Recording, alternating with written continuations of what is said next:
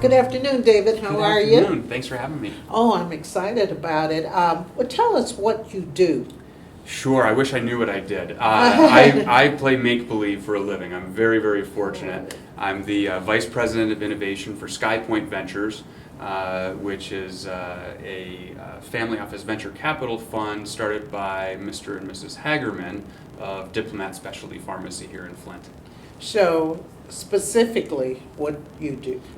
Specifically what I do right now, my role is that Skypoint Ventures has recently purchased the Ferris Fur building, which is just down the street from us on Saginaw in downtown Flint.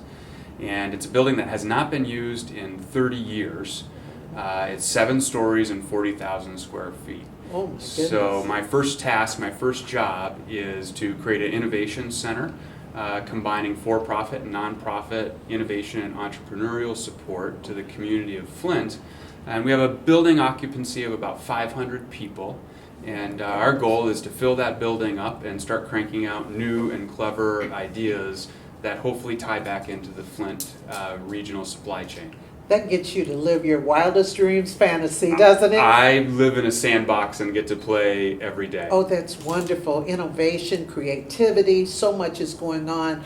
What do you think about the current situation that's going on with Flint on the world stage right now? So I think there are obviously incredible negatives associated with it, but huge positives as well, right? We are on the world stage, as you said. Companies, communities spend millions, if not billions of dollars to try to create brand awareness for their businesses or their communities. Through an unfortunate series of events, we're on the national stage. Yes. That creates branding opportunities, that creates a sense you start to see people coming into the community that want to help, that want to move the needle, so to speak. So let's take a crisis and let's turn it into an opportunity. Every day as an entrepreneur you wake up and it is what it is and you are where you are, and you can either look back or you can move forward, and so we're here to move forward. And a lot of these young entrepreneurs, I'm really excited about them, aren't you? So the youth, as I mentioned, I'm not a spring chicken anymore. Oh. But one of the things that we're going to be doing at the Ferris wheel is we're going to be employing college students. So from Mott Community College, from Kettering, from the University of Michigan, they will be the workforce in the building. Oh, that's fabulous. There's no better way to tap into the energy and the creativity of the youth, their command of technology, their view on the world. And so you can take people from the community who might be retirees and match them up with students, and that's when you see sparks fly and the magic happen. Absolutely, that melding. And it has to take place. It's so important. Now, Flint used to be the place, well, David told me about this motto they had. It used to be the place where cars go out and money comes in. Well, things are a little different now. How do you see it in the time that you've been here? How do you see it? Could you associate a motto with it? So, it's interesting that you say that. So, we're talking about a community that was built on the automobile industry. Yes. And the automobile industry really took off when the manufacturing turned to assembly lines and they started paying people livable wages. Yes. So that was fantastic, but you have to remember at those times there was 1,800 car companies, and then there was only 3. And that's because there was economies of scale that those companies were able to generate. Okay? So mass production caused consumption of the masses. So why would you innovate? Why would you think of a car if you could just so easily go down and buy one? And so we stopped a little bit of creativity. We stopped rowing our own boats, so to speak, a little bit. Now what we need to do is we need to be production of the masses. So we think of businesses like Airbnb. Airbnb books more rooms, more nights than the Hilton hotel chains do. Really? And that has decentralized and democratized the opportunity. So now you as a homeowner can turn your home into your own mini hotel. Bed and breakfast. So how do we do that across the communities, right? We know that we cannot rely on the giant companies. We know that they have quarterly missions to return profits for their investors, okay? That doesn't necessarily mean bringing the best innovation, and that doesn't necessarily mean selling only what needs to be sold. What we need to do is change the culture to a culture of innovation and entrepreneurship and let people realize that they can have an idea and they can move it forward on their own. If the average household income in the United States is $52,400, and entrepreneurism up until today was, how am I going to sell a $300 million story? We need to lower that bar and make it more accessible to more people. Let's worry about $50,000 at a time and $100,000 at a time, and let's invest in those smaller ideas that have a larger impact across the population. And they affect the needs of the community a lot of times. And then sometimes communities don't know they need certain things, and some of these creative entrepreneurs come up with things. That's a good idea, right? Don't you think? Absolutely. And so one of the people are often saying, "Hey, I want to come up with a neat idea. I don't like my job." Don't come up with a neat idea. Find something silly or stupid and fix it. And that's where you start to see the needle move. And so we need to look at things through a periscope, and you constantly have to be changing the perspective of that. Absolutely. See, when I was coming up, it was all about get a job, work for somebody, have some sustainable income coming in.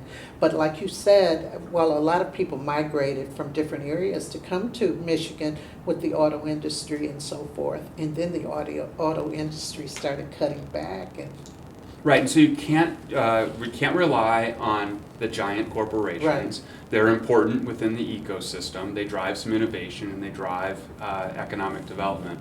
But individually, we need to kind of take control of your own world. I have not been eligible for unemployment since 1996. I have been making my own way since that time, and it's not been easy. And you look at your Social Security statements and they go up and they go down, and it's not a linear progression, but I wouldn't change the struggles or the tribulations for anything in the world to sit at a regular job. Absolutely not, because I think more and more now than in the past, they're saying find something that you love, something that drives your passion.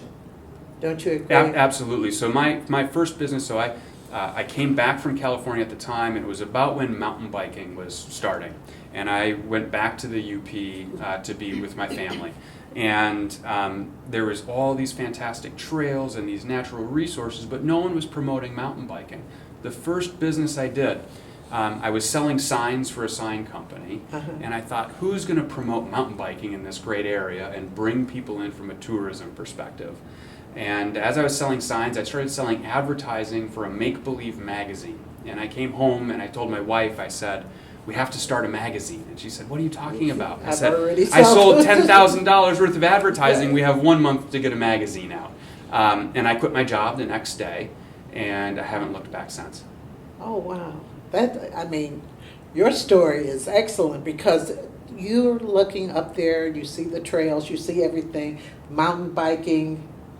Right. Excellent. And it's silly and it's not important, but it's something that you're passionate about, and it's something that you can get involved in. It's something that you wake up every day and you're motivated to move forward. Oh, absolutely, absolutely. Where would you like to see Flint in 5 years? So I truly believe with our work that we're going to do downtown Flint in the Ferris Building by creating this innovation center, is that we're going to shift the culture. And here's how it works, is you bring these students in that while they're getting their education at their educational institutions, they are working in their field that they're passionate about. So if I'm a CAD designer, I'm doing design. If I'm an industrial designer, I'm creating things from a human design perspective. If I'm an accounting major, I'm helping people with real problems, not simulated problems. Right. What'll happen after a few years with those students working in that environment is a number of things. One is their soft skills are going to go through the roof. So a mechanical engineer who thought they were going to be buried behind a computer screen, they now have to public speak because they're welcoming people into the building and they're talking about different ideas with people. And they're cross-pollinating with the entrepreneur or the accounting student. Right. And so by blending that, they develop deep skill sets within what they're passionate about, but their skill sets widen on the periphery. Absolutely. That'll change the culture. In 2 years of operating that, I would be amazed if we didn't start seeing young people say, wait a minute, innovation and entrepreneurism is an option. I don't have to, what if I didn't have to create a resume because I started a business? Absolutely, and they could go from that building into their own brick and mortar. And that's exactly what it's designed to do. And then it spills off. And so now I need a quote for manufacturing. Look at, where does the knowledge of manufacturing exist in this country? It exists in Flint, Michigan. We might have a fall of Rome crisis if we let those people who have these skill sets in manufacturing take those secrets with them. So Right. let's tie them in with the students. Let's combine this technology and this new energy with this existing knowledge, and let's turn the lights back on. Absolutely, absolutely. Well, you've got me so excited because I'm one who believes in doing what you want, letting your passion drive you, and it can develop into something good. No question, right? We just need to create the platform, create the vibe, get the culture going, and relieve the innovator of the entrepreneurial burden. And you could be happy. Absolutely. That's the end goal anyway. right. Absolutely. Well, thank you so much, Thank David. you. I appreciate Thank you. it. This is great. Exciting.